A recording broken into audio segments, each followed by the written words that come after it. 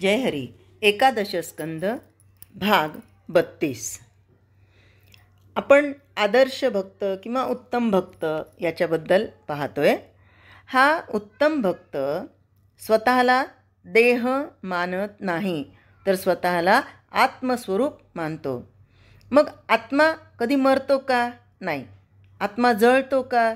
नाही. आत्मा नष्ट होतो का? नाही. आणि म्हणून हा जो उत्तम भक्त आहे तो देह गेला तरीही हा भक्त शिल्लक उरतो. का? कारण भगवंताच्या स्मरणानं परमात्म्य स्वरूप होऊन तो विश्वात भरून राहतो. आता हे कसं? तर आपले संत सज्जन, कोणत्या कोणत्या संतांचं नाव घेणार? असंख्य संत सज्जनांनी आपल्यामध्ये खऱ्या अर्थाने जागृती करून दिलेली आहे. आत्ता ते देहरूपानी आहेत का? नाही, ते ग्रंथरूपानी आहेत. आम्ही ज्ञानेश्वरी हातामध्ये घेतली, एकनाथी भागवत हातामध्ये घेतलं, तर आम्ही काय म्हणतो? नाथ महाराजांची कृपा आहे, माऊलींची कृपा आहे, त्यांच्या कृपेने मी हे केलेलं आहे. आत्ता कृपा करायला ते आमच्या समोर आहेत का देहानी? नाही. ते देहानी नाही, तर ते वाङ्मय रूपानी आहेत, शब्द रूपानी आहेत. तर हे कशामुळे? कारण ते स्वतः भगवंतमय झालेले, भगवंताचाच अवतार होते. आणि म्हणून त्यांच्या हातून लिखाण झालेलं, त्यांचे जे विचार आहेत त्यांना आम्ही भगवंत म्हणून आम्ही त्यावर नतमस्तक होतो, ग्रंथाला नमस्कार करतो. कशामुळे? तर परमात्म स्वरूप होऊन ते राहिले होते, म्हणून ते कायमस्वरूपी विश्वात भरून राहतात. आता दोरीवर भासणाऱ्या सापाला मारून मग दोरीला दोरीपणा आणावा लागतो का? नाही. दोरी आपल्या मूळ रूपानं न बदलता अखंडच असते. त्याचप्रमाणे भगवंताच्या भक्ताला देहाचा अभाव असतो, म्हणून त्याच्यावर काळाला घाव घालता येत नाही. आजही समाधीच्या वेळेस आपण जेव्हा पाहतो ते ती वेळ आली की पिंपळाची पानं हललेली दिसतात. का बरं? कारण या सृष्टीमध्ये पंचमहाभूतांमध्ये प्रत्येक अणु अणु, रेणू रेणू, कणाकणामध्ये हे भगवत भक्त म्हणजेच भगवंत भरून उरलेले आहेत, याचं आम्हाला आजही प्रचिती येते. शिवथर घळला जर गेलो तर त्या घळीमधला जो अनुभव आहे, जे गेलेले आहेत त्यांना हा अनुभव आलेला आहे, तर तो अनुभव आजही तसाच आहे. कारण का? हे संत भगवंत रूपाने आजही कायम असतात, म्हणून त्यांच्या देहावर काळ हा घाव घालू शकत नाही. दृश्याचं आणि देहबुद्धीचे जे काय धर्म आहेत किंवा कर्माकर्मांची गुंतागुंत या भक्ताला स्पर्शू शकत नाही. आणि म्हणून अज्ञानानं उत्पन्न होणारा भवभ्रम ज्याला नाही, तो उत्तमोत्तम भक्त नक्कीच आहे. आता मी स्वतः सिद्ध आहे, मी परमात्म स्वरूप आहे, अशी भक्ताची प्रचिती असते. इतकंच नाही, तर मी तो आहे हा भाव देखील परमात्म्य स्वरूपात विरून जाणं हे सर्वोत्तम भक्ताचं प्रधान लक्षण आहे. भक्त आणि भगवंत एकाच स्वरूपाच्या दोन बाजू आहेत. जसं आपण म्हणतो ना, एका नाण्याच्या दोन बाजू. एक बाजू जर वर केली तर त्याचीच दुसरी बाजू ही खालच्या बाजूनी आहे. ही ती बाजू यापासून वेगळी होऊ शकत नाही. आणि म्हणून जसा भक्त आणि भगवंत एकाच स्वरूपाच्या दोन बाजू आहेत, हे समजलं की मग लक्षात येतं की देवाला भक्त का आवडतात. का आवडतात? तर माणसाला स्वतःच्या जीवा इतकी आवडणारी वस्तू जगात नाही. हाच नियम भगवंताला देखील लागू पडतो. आपण सगळ्यांनी तो एक प्रयोग ऐकला असेल की सगळेजण म्हणत होते की माणसाला अपत्य प्रिय आहे, कुणी म्हणत होतं माणसाला पैसा प्रिय आहे, कुणी काही. तर प्रयोग केला तो आधी प्राण्यांवर. या प्राण्यांमध्ये घेतला तो वानर, एक माकड आणि तिचं पिल्लू, माकडीण आणि तिचं पिल्लू. त्यांना एका काय म्हणतात त्याला, खड्डा करून असं टबसारखा त्याच्यामध्ये त्या माकडीणीला आणि तिच्या पिल्लाला ठेवलं आणि खोल होतं ते. तर तिने त्या याच्यामध्ये जेव्हा पाणी सोडणं सुरू झालेलं होतं, टबमध्ये वगैरे म्हणा किंवा त्या खड्ड्यामध्ये, तर त्या माकडीणीने आधी आपल्या पिल्लाला वाचवण्यासाठी खाली बसलेल्या पिल्लाला उचलून घेतलं.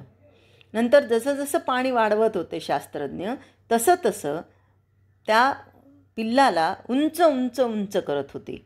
आता मात्र पाणी तिच्या डोक्यापर्यंत जेव्हा यायला लागलं, तेव्हा तिने त्या पिल्लाला आपल्या पायाखाली घेतलं आणि त्याच्या डोक्यावर उभं राहून उडी मारण्याचा प्रयत्न करायला लागली.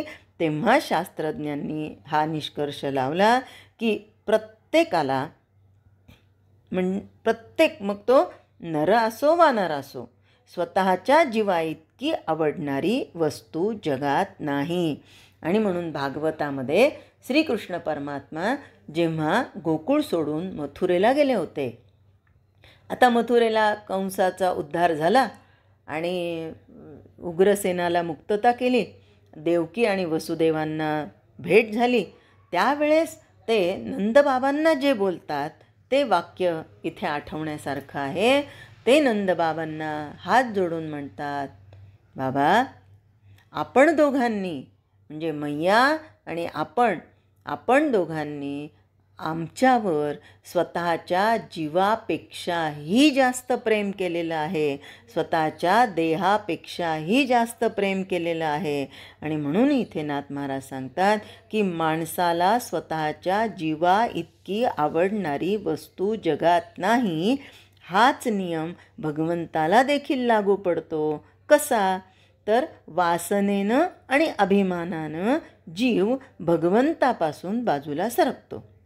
ज्या माणसाच्या वृत्तीमध्ये विजातीय प्रत्ययप्रवाह सुरू होतो, त्याच्या बुद्धीमध्ये द्वैत भावना सुरू होते. आता विजातीय प्रत्ययप्रवाहामध्ये तो काय म्हणतो की मी ब्राह्मण आहे, मी क्षुद्र आहे, मी पुरुष आहे, मी संसारी आहे, मी कर्ता आहे, मी भोक्ता आहे, किंवा मी श्रीमंत आहे, मी गरीब आहे. हे सगळे विजातीय प्रत्ययप्रवाह जे भगवंतापासून आम्हाला दूर नेणारे आहेत, ते विजातीय प्रत्ययप्रवाह ज्या व्यक्तीच्या मनामध्ये चालू असतात त्याच्यामध्ये वासना आणि अभिमान हे निर्माण होतं. म्हणजेच तो द्वैत धारण करतो. जिथे द्वैत आहे तिथे भगवंत राहू शकत नाही. म्हणून जीव अशा ठिकाणाहून भगवंत बाजूला सरकतो. अर्थात माणसानं वासनेचाच ओघ भगवंताकडे वळवला आणि आपलं कर्तेपण भगवंताकडे दिलं तर स्वाभाविकपणे जीव भगवंतानं भरून जाईल. एकदा एक व्यक्ती कबीरजींकडे गेले होते आणि म्हणाले, कबीरजी, आप ये परमार्थ करते हो, सब लोग बोलते हैं, तो आप परमार्थ कैसे करते हो? आता नेमके कबीरजी तेव्हा भाताची शेती जिथे चालली होती तिथून जात होते. पण जाता जाता त्यांनी काय केलं, तिथे थांबले आणि ती भाताची लागवड कशी करतात, आधी जे आलेले रोप असतात ते उपटतात आणि दुसरीकडे रोवतात, तिथे लावतात. कबीरजी एक झाड ते गवताचं, ते भाताचं एक झाड उपटतात, रोप दुसरीकडे लावतात, उपटतात दुसरीकडे लावतात, उपटतात दुसरीकडे लावतात. तो म्हणता, अरे कबीरजी, मैं आपको पूछ रहा हूँ, आप परमार्थ कैसे करते हो? कबीरजींनी सांगितलं, परमार्थ ये ऐसा ही करना है. म्हणजे इसका मतलब क्या है? कुछ नहीं बोले, यहाँ से उखाड़ना वहाँ पे लगाना. मतलब आप जो भी सोच रहे हो वो आपकी सोच प्रपंच के बारे में है, तो ये सोच उखाड़ना और भगवान के चरणों में लगाना, यही परमार्थ है. परमार्थ में कुछ करने की ज़रूरत नहीं है. मैं तो बोलता हूँ कुछ करना ही नहीं, यही परमार्थ है. जब कुछ करोगे ही नहीं तब मैंने किया, मेरी वजह से हुआ, ऐसा कुछ होता ही नाही. आणि म्हणून करते पण, भोगते पण माझ्याकडे येत नाही. मग करते पण भगवंताकडे दिल्या जातं. मग स्वाभाविकपणे जीव भगवंतानीच भरून जातो. म्हणजे ओतप्रोत त्याच्या मनामध्ये, देहामध्ये, चित्तामध्ये आणि चिंतनामध्ये फक्त भगवंत भरतो. आता तुम्ही म्हणाल देहामध्ये भगवंत कसा भरतो? तर जी वृत्ती आहे त्या वृत्तीमुळे आमचे आचार विचार हे बदलतात आणि मग आमच्या इंद्रियांकडून ती क्रिया घडल्या जाते. म्हणून देहामध्ये. तर भगवंताच्या भक्तीनं हे आपोआप साधतं. म्हणून भक्तीमध्ये प्रथमावस्थेत भक्त भगवंताच्या नादी लागतो. नादी लागतो म्हणजे बसता उठता भगवंताविषयीच विचार करतो. भगवंताची पूजा करणं, वाचन करणं किंवा त्याच्याबद्दलचं भजन म्हणणं वगैरे वगैरे. पण जेव्हा तो पक्वावस्थेत जातो, पक्वावस्थेत म्हणजे कसं, आंबा कैरी जेव्हा झाडाला लागलेली असते तेव्हा ती आधी छोटी असते, त्यामध्ये बी निर्माण होत नाही. मग तिचा आकार हळूहळू वाढत जातो. पण तो आकार वाढत जाण्यासाठी एका रात्रीतून वाढतो का? नाही. त्याच्यासाठी काही कालावधी जाऊ द्यावा लागतो. मग त्या कालावधीनंतर त्या कैरीमधली कोय घट्ट होते. परत जर ती कैरी झाडाला तशीच राहिली तर त्या कैरीचं रूपांतर हे पाडाला आंबा पिकला असं म्हणलं जातं. आणि हा आंबा जेव्हा पक्व होतो तेव्हा त्यातला रस, हा जे कैरीतला चव ही आंबट होती, पण आता ते पक्व झाल्यानंतर त्याचं रूपांतर आंब्यामध्ये झालं आणि त्यातला जो रस आहे तो गोड मधुर असतो. तसं हा सुभक्त जेव्हा सुरुवातीला असतो तेव्हा कर्ममार्गामध्ये असतो, तिथेही त्याच्यामध्ये द्वैतभाव असतो. मी भगवंताची पूजा करतो म्हणजे मी आणि भगवंत हे दोन झाले. पण जेव्हा तो जसं कैरीला पिकेपर्यंतचा कालावधी जाऊ द्यावा लागतो, तसा हा भक्त मुमुक्षु अवस्थेमध्ये आल्यानंतर त्याच्या साधनेमध्ये जर सातत्य राहिली, सातत्य राहीपर्यंतचा जो कालावधी आहे त्या कालावधीमध्ये त्याच्या अंगी आलेला भ्रम, भ्रांती, वासना हे सगळं समूळ नष्ट होतं. अभिमान, अहंकार हे माझे नाही आहेत, मी द्रष्टा आहे हे त्याच्या लक्षात येतं. मन याची देवता चंद्रमा आहे आणि त्याच्यामुळे हे मन संकल्प विकल्प करतं. बुद्धी हिची देवता कोण आहे? हे ब्रह्म आहे, त्यामुळे ही बुद्धी निश्चय करते.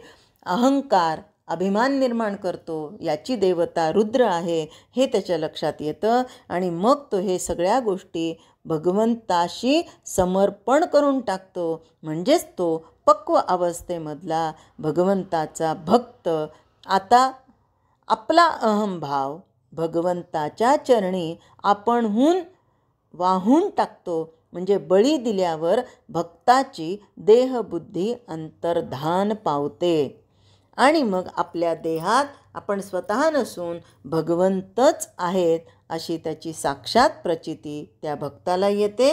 आणि भक्त देवाला का आवडतात याची ही गुरुकिल्ली नाथांनी स्वानुभवाच्या तेजानं फारच प्रभावीपणे वर्णन केली आहे. जय हरी.